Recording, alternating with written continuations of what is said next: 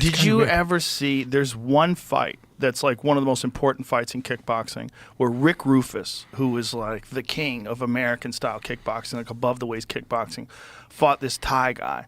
I can't pronounce the guy's name correctly, so I don't want to butcher it. But and Rick Rufus was fucking him up in the beginning. He dropped him. He had him in real trouble. Rick Rufus was really good, but this dude just kept chopping at the legs. And by the end of the fight, Rick's in a heap on the ground. And his own brother, Duke Rufus, who became a world Muay Thai champion himself later and became one of the best trainers in MMA. This is the fight. What happened? I'll show you the name. Oh, that's his name? Good luck saying that one. Yeah. But, this is not. This is like a compilation of a bunch of different people fighting. That's not. This is it. The fight that changed kickboxing. So this fight. Well, this isn't it. This is a bunch of other shit.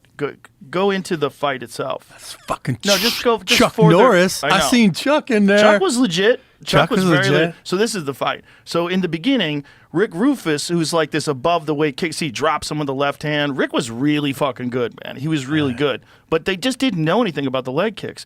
And after the fight, like his brother Duke was like, well, I don't think there's any skill involved in kicking the legs. And he was saying that, look, he drops him again. So he dropped him 2 times. Looked like Rick is fucking him up. But this Thai guy, he's probably had 200 fights. Yeah. And he just keeps kicking at the legs. And after a while, Rick's legs are just dead. I mean, the Thai guy's getting lit up. But Rick became an unbelievable leg kicker himself after this. But no one knew. They just didn't know. So as the fight goes on, and this is like a huge like challenge match. You see, like he drops him with this leg kick. After a while, Rick just can't move anymore. Yeah. And this dude, he ain't even running away well. No, his legs are dead right now. And he's just getting, every time this Thai's kicking him, he can barely walk. And at the end of the fight, he winds up in a heap. Because he just doesn't know. Yeah. You know, he doesn't know yet. And he's getting dumped too. Like, look at these fucking low kicks. Devastating low kicks. And at the end of the fight, he's just in a heap on the ground.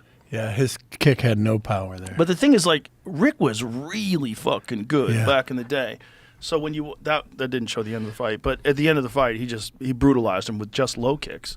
The Thais had figured something out that nobody had figured out, and it's kind of shocking that this one area of the world, like this one small island, that they figured it out. Yeah, it's kind of crazy. I love it. Yeah, I love it too. It's just, and then Brazilian Jiu-Jitsu, right? Yeah. Yeah. Until, Maeda comes to Brazil in like the 1930s or some shit. Whenever that was. And then the Brazilians are like, I think we can fix this. And then they start like, because Helio was a small guy and Helio is like going, well, what about if we just did it this way? We fought with leverage and just instead of using strength, we used technique and changed everything. Yeah. Changed martial arts forever. Yeah. I love it. I love all of it. Yeah. I'll tell you, that leg kick is my go-to in Iraq and Afghanistan.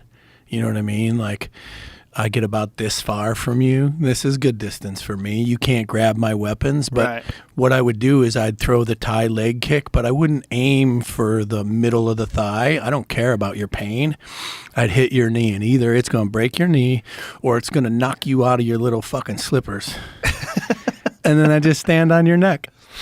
Yeah, it's one of the most effective things you could do. You take away someone's base. Yeah. And, that's a crazy thing about MMA is now we're learning that kicking in the calf is actually even more effective than kicking in the thigh. Yeah. Because there's no meat there. Yeah, and you slam a shin into that, and then all of a sudden your foot goes floppy. It doesn't work anymore. Your leg's useless. It's crazy. And we've figured that out over the last 5 or 6 years, which is really nuts. Like Michael Bisping, who was a world champion, told me he went his whole career without ever getting kicked in the calf. Wow. And that was like, 4 or 5 years ago, he was a world champion. Yeah. And went his entire career without getting kicked in the calf. Nuts. It's nuts. It's like it's constantly changing and evolving. Yeah. Like people find something that works and they're like, oh, what about this? I love that it's always evolving too.